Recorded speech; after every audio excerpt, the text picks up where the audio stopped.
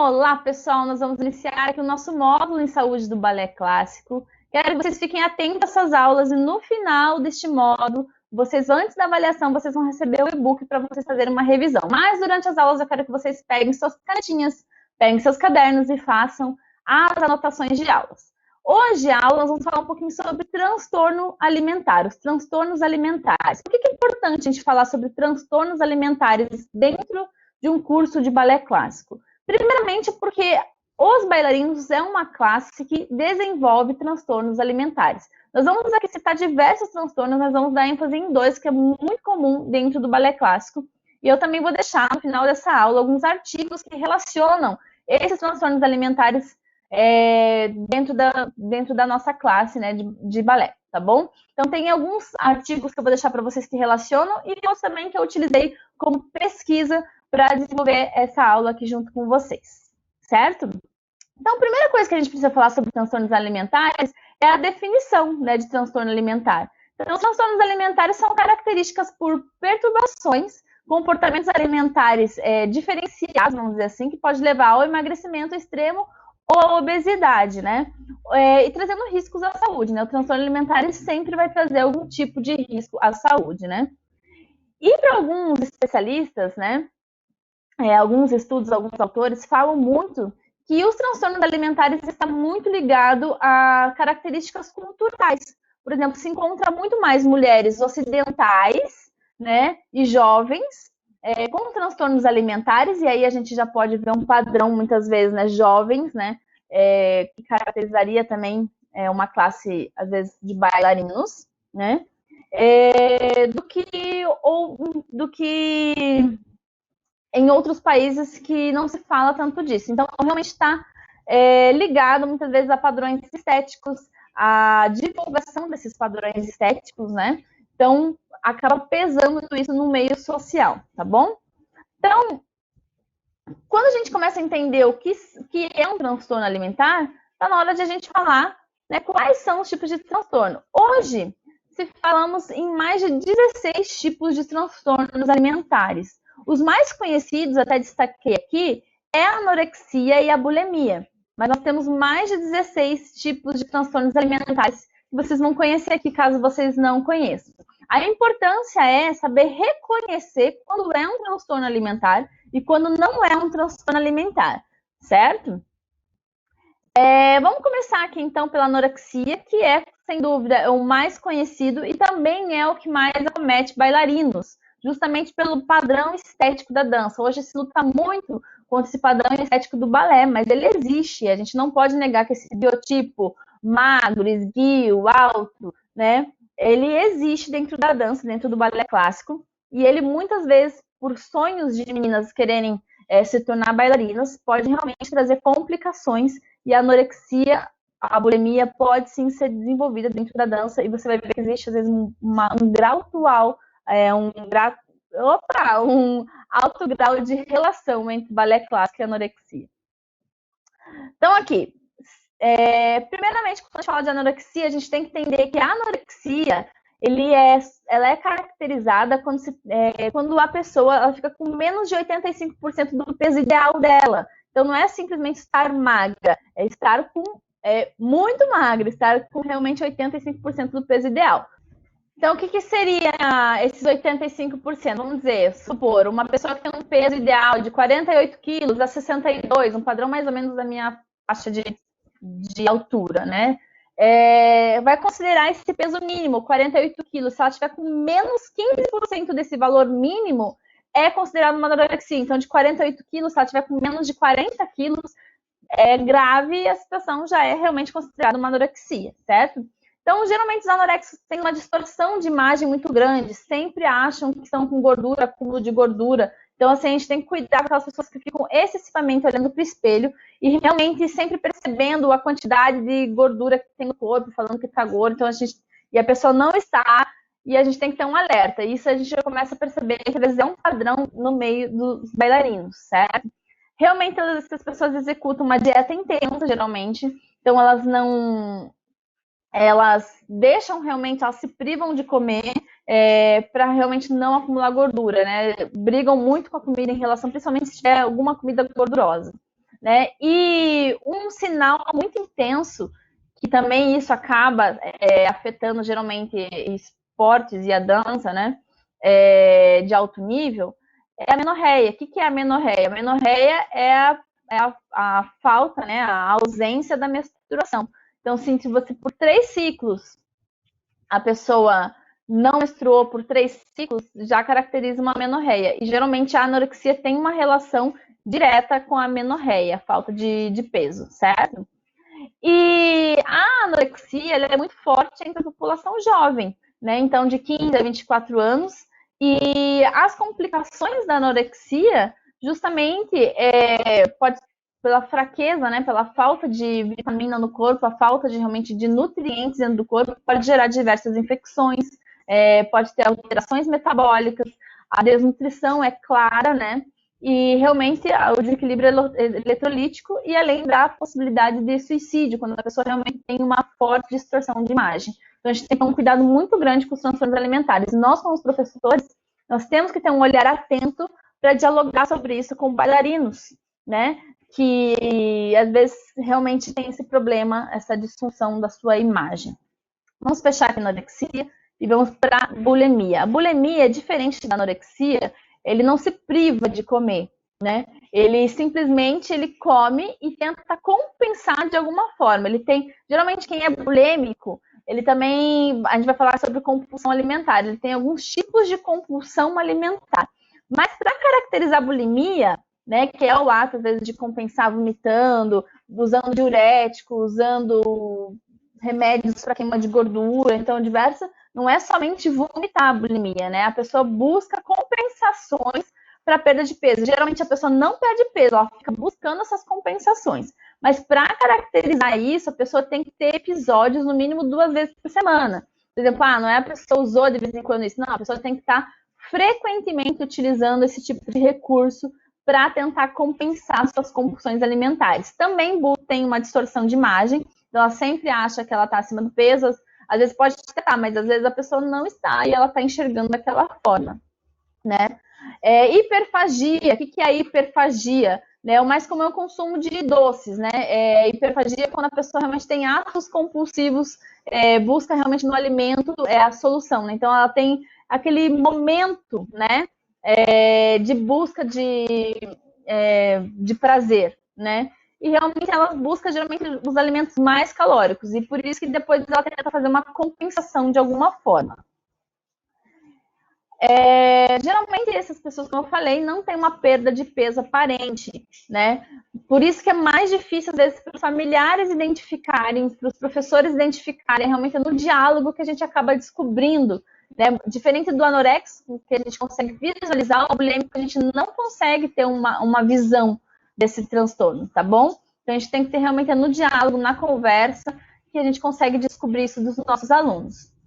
E também a bulimia, pelo causa dessas compensações, pode causar desequilíbrios eletrolíticos, perda de potássio, inflamações no esôfago e danos nos esmaltes dos dentes, também problemas intestinais e problemas estomacais, né? Tudo que fere essa questão realmente está forçando, né?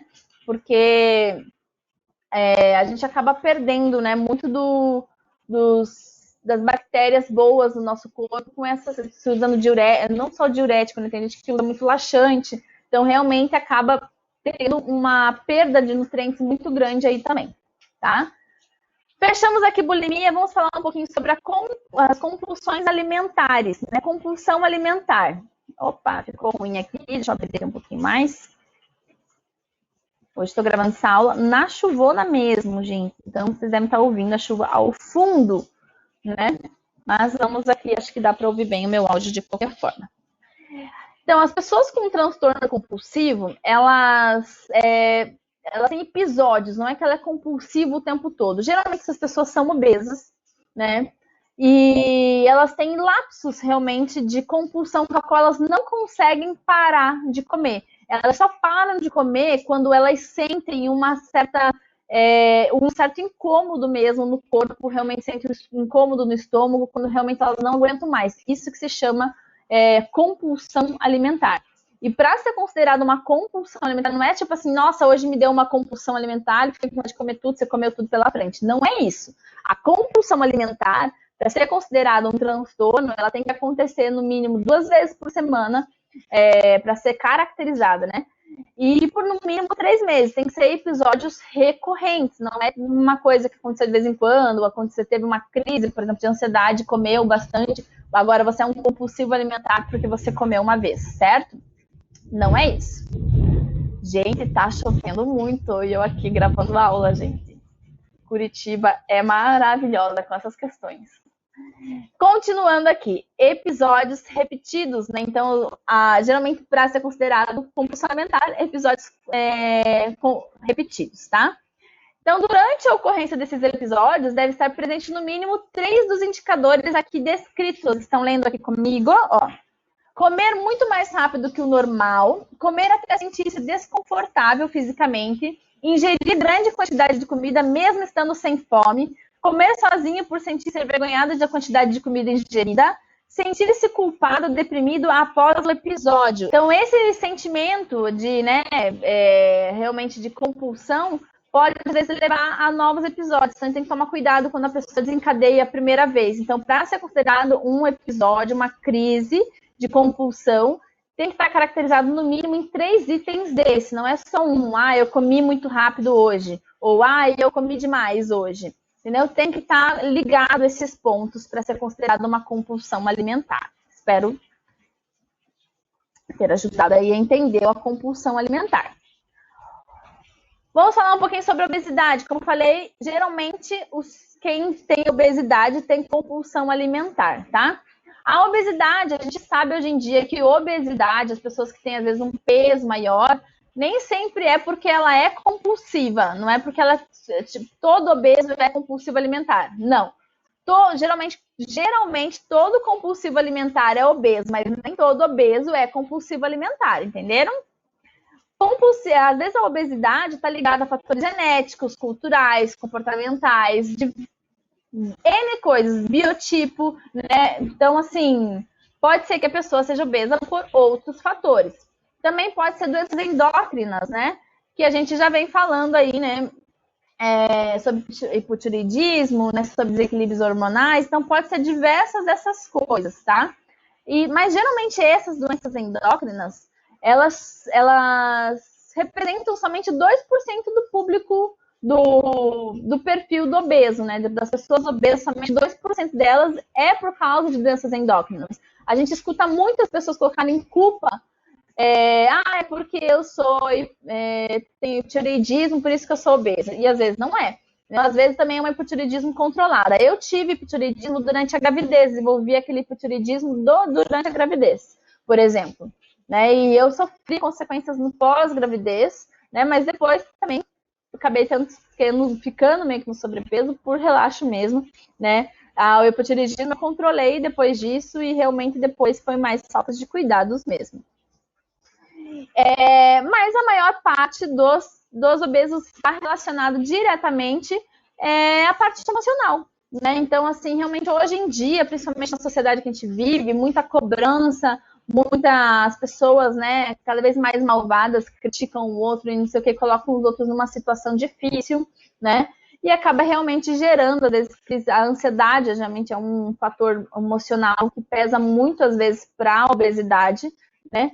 Mas tem diversos N motivos comportamentais e emocionais que daí teria que ser uma outra aula para a gente falar só sobre essa carga emocional que pode pesar sim. Mas se você percebe que seu aluno está ficando mais obeso, já é mais obeso, às vezes é legal sugerir, conversar, se ele for aberto com você, a falar sobre buscar realmente uma ajuda psicológica, porque muitas vezes não é o fator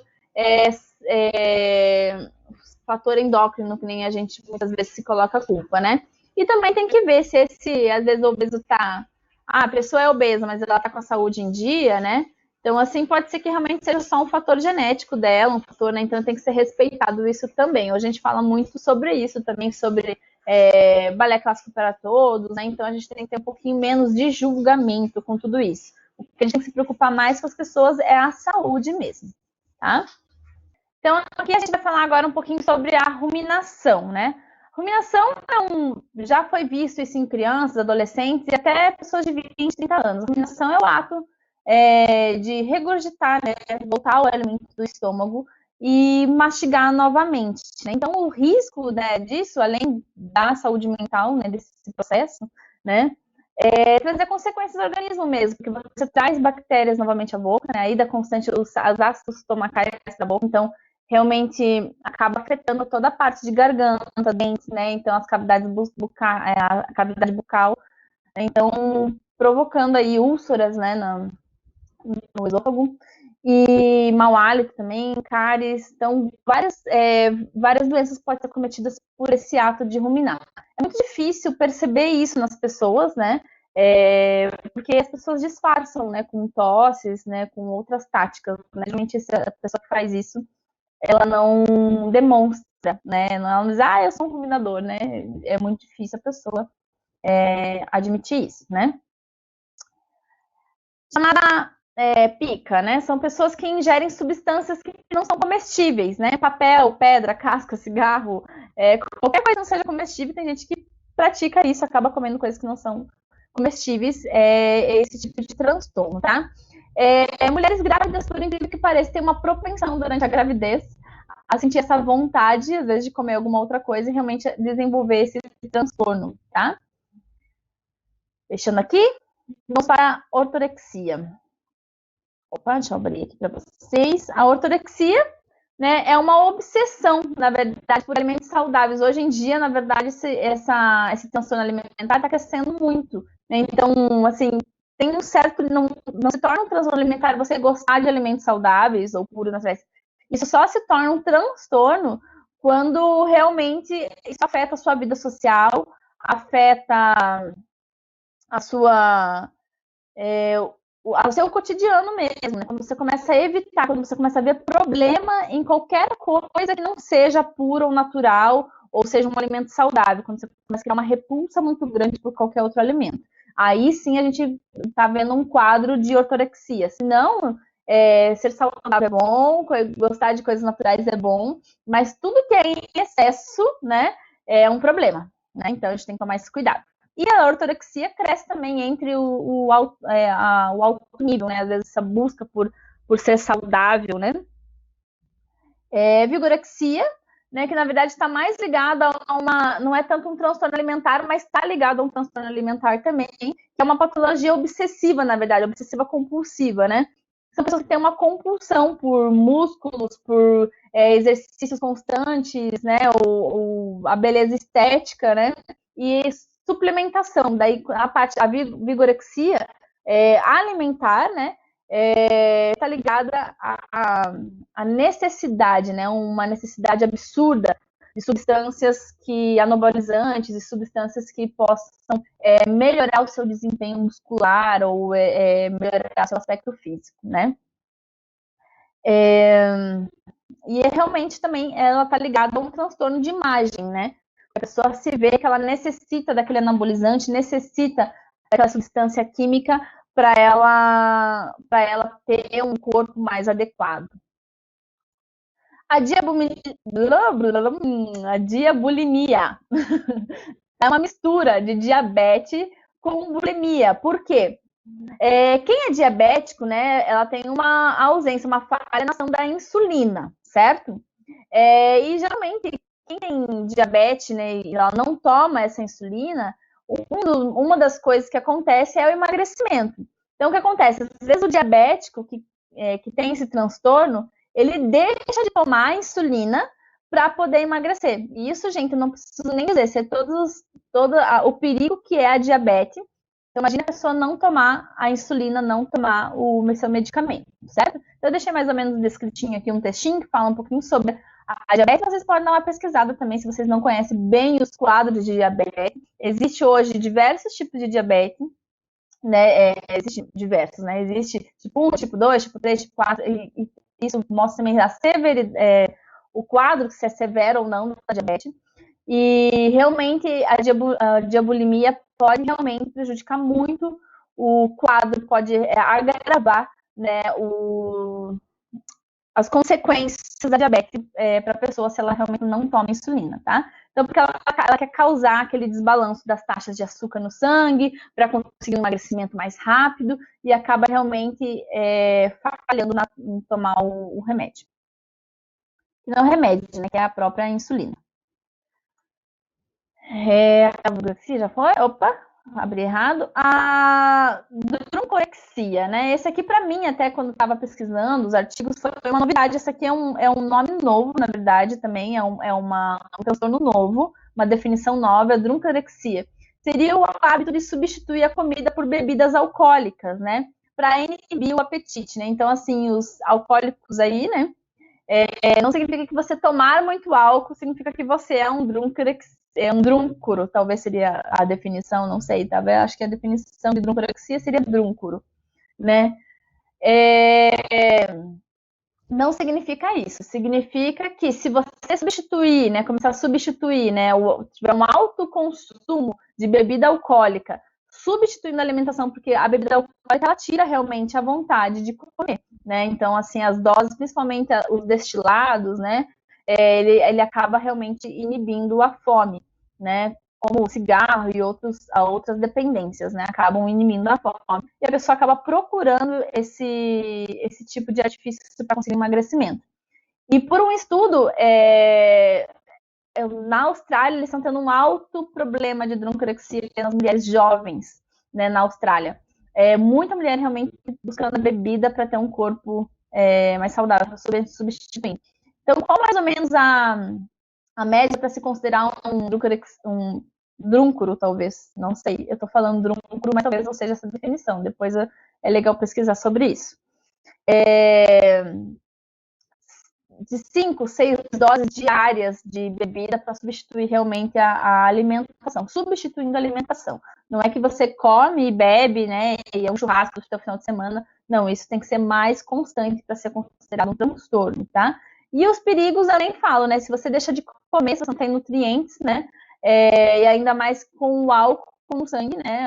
Acaba realmente afetando as atividades cerebrais, né? Então, sem cogitação, né? De dizer todos os problemas que isso pode se causar. Se a gente falar dos problemas da bebida, a gente já tem aí diversos problemas, né? Bebida em excesso, né? E se juntar ainda com falta de alimentação, diversos outros. Então, juntando os dois, fica difícil a coisa.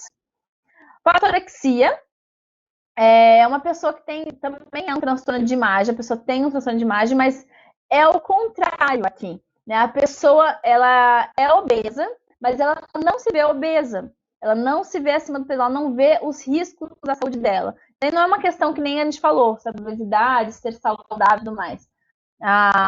Aqui é um transtorno, realmente, a pessoa ela continua comendo, independente da roupa, a pessoa está usando uma variação altíssima, ela tem as medidas do corpo dela grandes e ela não percebe, ela acha que não, que ela está magra, né? E ela não consegue ver o problema na frente dela também, tá? E por isso ela acha que ela pode comer tudo, né? E aí é os mesmos efeitos, né, da compulsão alimentar, né, e da obesidade. E aqui agora a gente vai falar sobre a pregorexia, que é qualquer transtorno alimentar dentro do período de 9 meses de gravidez, né? Então, seria anorexia, bulimia, compulsões alimentares, anorexia, qualquer fator extremo durante esse período, que às vezes está ligado somente à gravidez mesmo, e depois realmente isso passa. Tá? Então, eu poderia se encaixar dentro de pregorexia, né? Eu tive fatores endócrinos aí que me levou a uma obesidade praticamente pós-gravidez, porque foi aí que realmente meus hormônios viraram, né? E me levou a uma obesidade durante a gravidez, porque eu desenvolvi hipotireoidismo durante a gravidez, mas como eu falei, foi tratado depois. Síndrome de gourmet, essa é uma das que eu falo dos transtornos alimentares mais chiquetésimos aqui. Síndrome de gourmet é aquela pessoa seletiva demais para comer, mas tão seletiva que ela só quer comer pratos exóticos. Arroz e feijão com ela jamais aqui no Brasil, né? Então ela só gosta de comer comida requintada, né? Então, muito chique essa pessoa, né? Mentira, né, gente? Realmente é um risco uma pessoa ser assim, por fatores sociais mesmo. é realmente uma pessoa que vai ter dificuldade de sociabilizar, de estar em locais, né? Porque nem sempre você pode comer comida exótica o tempo todo no café da manhã. Não. Então, a pessoa tem um hábito muito excessivo por comidas exóticas, tá?